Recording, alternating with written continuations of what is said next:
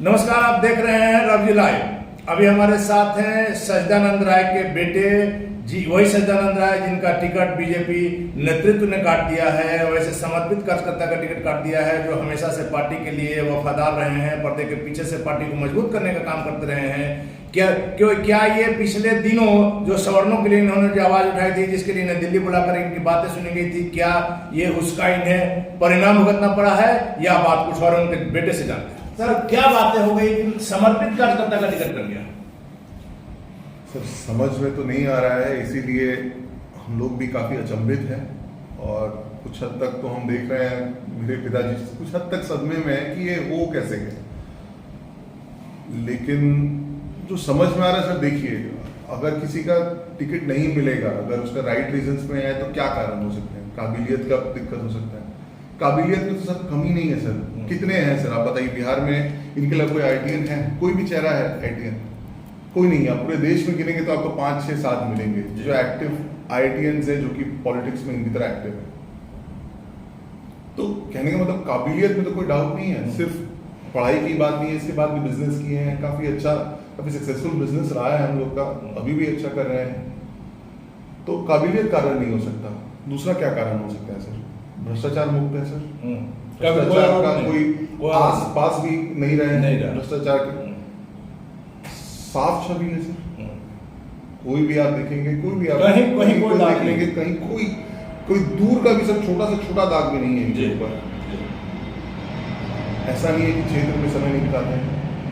क्षेत्र में अगर आप आज भी अगर देखेंगे तो जितने भी जन प्रतिनिधि हैं, अभी उनका इलेक्शन हुआ है पिछला 5 महीना में, और ये हर प्रतिनिधि से ऑलरेडी 4 से 5 बार मिल चुके हैं, पर्सनली जाकर मिल चुके हैं। तो जनसंपर्क का भी कोई कमी नहीं है कि ये समय नहीं देते हैं। फुल टाइम है सर, फुल टाइम मतलब हर एंगल से फुल टाइम है। सेम अगर आप पार्टी का भी बात करेंगे तो पार्टी के लिए भी आप देखेंगे तो हमेशा तैयार रहे हैं। जब पार्टी ने मदद मांगा है तो आके बताए हैं, और कभी कभार अगर लगा है कि पार्टी कहीं कुछ गलत कर रहा है, कुछ नजरअंदाज कर रहा है, तो वहां पे एकदम आगे बढ़ के बताए हैं कि यहाँ पर क्या दिक्कत है। तो ये सब कुछ हुआ है, कोई कारण नहीं है कि पार्टी इनको नजरअंदाज करे आज के दिन में। आज के दिन में पार्टी इनका टिकट कैंसिल कर दे, सर कोई कारण नहीं बनता है। ये जो हुआ है सर, शायद ये किसी षड्यंत्र के प्रति हुआ है, क्योंकि कोई और सेंस नहीं बन रहा है। और ये षड्यंत्र हुआ भी है तो ऐसा नहीं है कि पूरा पार्टी लेवल पे हुआ या स्टेट मशीनरी के लेवल पे हुआ। ये कुछ लोगों के बीच में हुआ, कुछ लोगों ने षड्यंत्र रचा है। कौन रचा है ये हमको भी नहीं पता। लेकिन नेतृत्व को तो समझना चाहिए था कि सच्चिदानंद राय वैसे नेता है जो पर्दे के पीछे से रहकर पार्टी को मजबूत करते रहे हैं। वैसी स्थिति में अगर इनका टिकट कट जा रहा है तो फिर किसको टिकट मिले? सर, यही बात है। ये नेतृत्व के लिए इम्पोर्टेंट है कि वो आंख कान खोल कर और ग्राउंड लेवल पे खोल कर इसका डिसीजन ले। हमारा ये मानना है कि इनके केस में ये नहीं हुआ है, ये होने की जरूरत थी, ये नहीं हुआ है। और इसके कारण इनफैक्ट सर काफी हद तक आक्रोश है सर। अगर हम अपना क्षेत्र की बात करें, हमारे जो मित्र हैं क्षेत्र में, उनमें आक्रोश है सर। और उसी कारण से ना ये सम्मान वाला बात आ गया कि ये हुआ क्या है, हमने जब सब कुछ सही किया है तो फिर ऐसा क्यों? तो फिर ये हो कैसे सकता है सर? ये ना थोड़ा इज्जत का बात हो गया आज के डेट में। अगर हम देखेंगे तो ये इज्जत का बात हो गया है, और वो अब किसी के लिए भी बोल सकते हैं, नेतृत्व के लिए हो सकता है, किसी के लिए हो सकता है। हम प्रूव करना चाह रहे हैं कि इनकी क्या वैल्यू है। ये असल दावेदार है इस सीट के लिए, और अगर निर्दलीय भी लड़ेंगे तो जीत के दिखाएंगे। आपने कहा कि इज्जत की बात हो गई है जब इनका टिकट कटा, जो कि सारण सीट पक्की मानी जा रही थी सच्चिदानंद बाबू का। लेकिन जब इनका टिकट कटा तो क्या इनको कोई कारण नहीं बताया गया प्रदेश नेतृत्व की तरफ से, किसी शीर्ष नेता की तरफ से? सर, सबसे बुरा तो यही हुआ है, किसी ने बुलाकर उनको समझाया नहीं है। अगर ये हो रहा होता तो पहले ही बता दिए होते, कोई लॉजिक तो दिए होते। जैसे हम और आप आज चर्चा कर रहे हैं कि क्या कारण है कि टिकट काटा गया है, बताया गया होता, सुधार लाया गया होता, कुछ तो किया गया होता। कुछ भी नहीं हुआ है सर। इन्फॉर्मेशन मिला है तो कल मीडिया के थ्रू मिला है। कल कहाँ थे? क्षेत्र में थे। जब खबर मिला है, क्षेत्र में खट रहे थे, मिल रहे थे, जनसंपर्क कर रहे थे, उस टाइम पे ये न्यूज मिला है सर। तो वही बात हो जा रही है ना कि पता नहीं नेतृत्व किस डायरेक्शन में जाना चाह रहा है, तो सर समझ में नहीं आ रहा है। हम लोग को जो लग रहा है वो यही है कि षड्यंत्र है, लेकिन वही बात है कि षड्यंत्र अगर कुछ लोगों ने किया है तो ये आइडियली तो तो फाइनली लीडरशिप का रोल है। षड्यंत्र करने वाले अगर सफल हुए हैं तो इसमें मेन लीडरशिप का दोष है। और आपसे एक बार जानना चाहेंगे कि क्या इन्होंने पिछले दिनों जो सवर्णों की उपेक्षा को लेकर के आवाज उठाई थी, जिसके लिए इन्हें दिल्ली बुलाकर इनकी बातों को सुना गया था, तो क्या सवर्णों के लिए आवाज उठाने की सजा मिली है? सर उस काम के लिए सजा तो नहीं मिलने चाहिए थे। कारण पहला बात तो ये 3 साल पुरानी बात है, और दूसरी ऐसा तो था नहीं इन्होंने अपने बेनिफिट के लिए कुछ किया था। इन्होंने देखा था कि सवर्णों का हाँ वहां पर सवर्ण हमारे लिए बीजेपी के काफी कोर वोटर्स माने जाते हैं।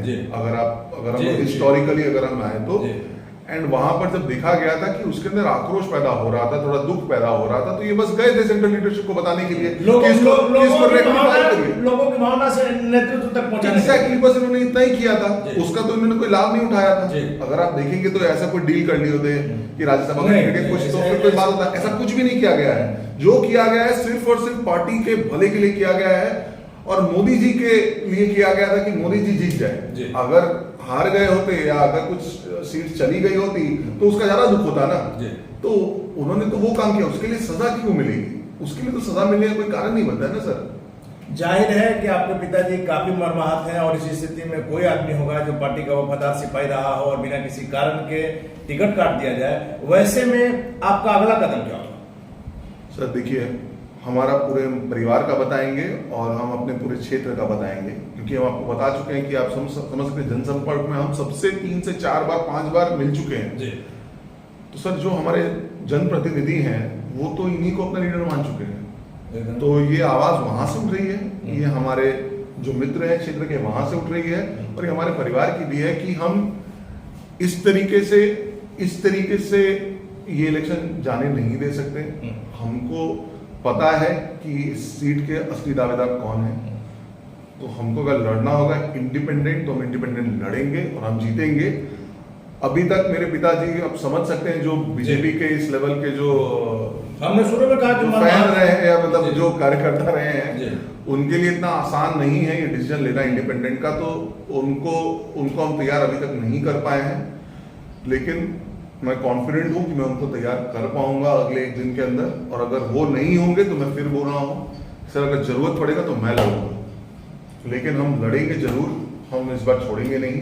और हम श्योर हैं कि 7 अप्रैल को सर्टिफिकेट जो है हम ही लेंगे, वो मेरे पिताजी के नाम पे हो या मेरे नाम पे हो, सर्टिफिकेट सर हम लेकर। चलिए, एक आखिरी सवाल ये है कि 16 तक की नॉमिनेशन का डेट है, आज 13 तारीख 12 तारीख आज हो चुका है। इसी स्थिति में आपको लग रहा है कि आपने दावा भी किया है कि आप पूरी तरह से इस सीट को निकाल पाएंगे? बिल्कुल सर, काम तो हम बहुत लंबे सिरे से कर रहे हैं सर। अगर आप देखेंगे तो 6 साल 8 महीना का जो इनका टर्म रहा है, 6 साल का, उसके बाद का भी 8 महीना बीत गया, लगातार ये क्षेत्र में प्रेजेंट रहे हैं। और पिछले 5 महीने में तो अभी जो नए जो इलेक्टेड आए हैं उनके साथ भी लगातार टच में है सर। तो हम हवा में बात नहीं कर रहे हैं सर, हम कोई हवा में बात नहीं कर रहे कि हम जाके जीत जाएंगे, नहीं। हम ग्राउंड का फीडबैक दे रहे हैं कि ग्राउंड में जब हम जा रहे हैं ग्रास रूट लेवल पे, या जब हम पूरे गांव में जा रहे हैं, तो पंचायत लेवल से हमको क्या रिस्पॉन्स मिला, उसके बेसिस पे बोल रहे हैं सर कि हम जीतेंगे, ये हम गारंटी दे सकते हैं। तो आपने सुना उनके बेटे जो IITN है, उनका साफ तौर पर का नाम है कि मैं पिता को बनाने की कोशिश कर रहा हूं, यदि पिताजी नहीं मानते हैं तो यह आत्मसम्मान की लड़ाई है, इसलिए किसी भी स्थिति में मैं चुनाव लड़ूंगा और इस सीट को निकाल कर दिखाऊंगा। आप देख रहे हैं रवि लाइव, खबरों का सिलसिला जारी, आप बने रहे रवि लाइव के साथ।